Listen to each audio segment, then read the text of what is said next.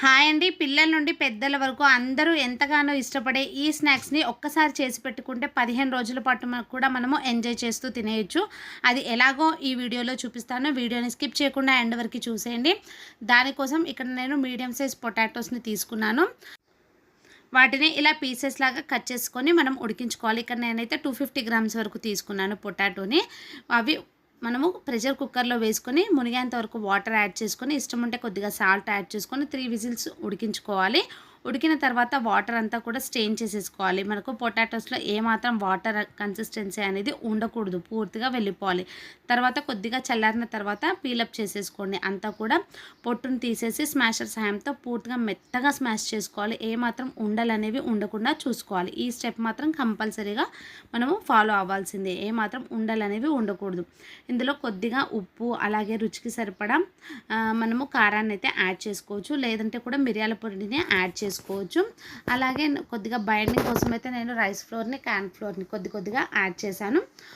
ఒక 1 table spoon వరకు అయితే యాడ్ చేశాను. మీరు మరి ఎక్కువగా పడితే మళ్ళీ ఒకసారి కొద్దిగా యాడ్ చేసుకొని కన్సిస్టెన్సీ అనేది మనకు బైండింగ్ వచ్చే వరకు చూసేసుకోవాలి. తర్వాత కొద్దిగా పొడి ఫ్లోర్ని యాడ్ చేసుకొని ఇక్కడ క్లిప్లో చూపిస్తున్న విధంగా మనము రోల్ చేసుకొని 1 ఇంచ్ గ్యాప్తో ఇలా కట్ చేసేసుకోవాలి. చిన్న చిన్న పిల్లోస్ లాగా వాటిని ఫోక్తో ఇలా ప్రెస్ చేస్తే మనకు డిజైన్ లాగా వచ్చేస్తుంది. వీటన్నిటిని కూడా ఇలా స్టోర్ చేసి పెట్టేసుకోవచ్చు.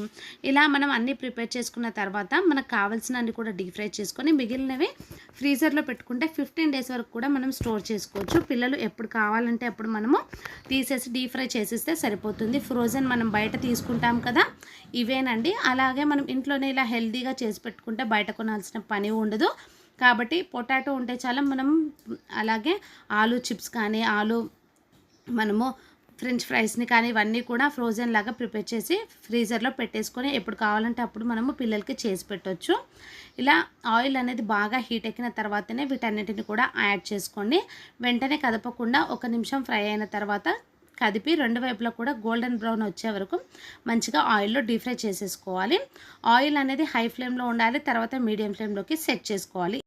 ఈ స్టెప్ని కూడా ఫాలో అవ్వాల్సిందే. ఎందుకంటే మనకు మరీ సిమ్లో పెట్టేస్తే ఆయిల్ అనేవి పీల్చేస్తాయి. హై ఫ్లేమ్లో ఉంటే పూర్తిగా మాడిపోయే ఛాన్స్ అనేవి ఉంటుంది. కాబట్టి మనం ఫ్లేమ్ను అడ్జస్ట్ చేసుకుంటూ ఇలా మంచి కలర్ వచ్చే వరకు ఆయిల్లో ఫ్రై చేసుకొని తీసేసుకోవడమే.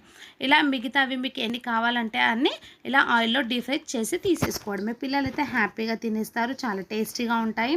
ఇంట్లోనే హైజెనిక్గా ప్రిపేర్ చేస్తాం కాబట్టి ఎలాంటి టెన్షన్ అనేది అవసరం లేదు. వీటిని చెప్పాను కదా, స్టోర్ చేసి పెట్టుకుంటే పిల్లలు ఎప్పుడు కావాలంటే అప్పుడు మనము ఈవినింగ్ స్నాక్స్ లాగా చేసి పెట్టచ్చు. పైన క్రిస్పీగా, లోపల సాఫ్ట్గా చాలా టేస్టీగా ఉంటాయి. పిల్లలు అయితే కెచప్తో సర్వ్ చేసుకుంటే చాలా ఎంజాయ్ చేస్తూ తినేస్తారు. కెచప్ని ఇష్టపడతారు. కాబట్టి ఈ రెసిపీ మీకు నచ్చితే ఖచ్చితంగా లైక్ చేసి షేర్ చేయండి. మరొక మంచి రెసిపీతో మళ్ళీ మీ ముందుంటాను. Thank you for watching.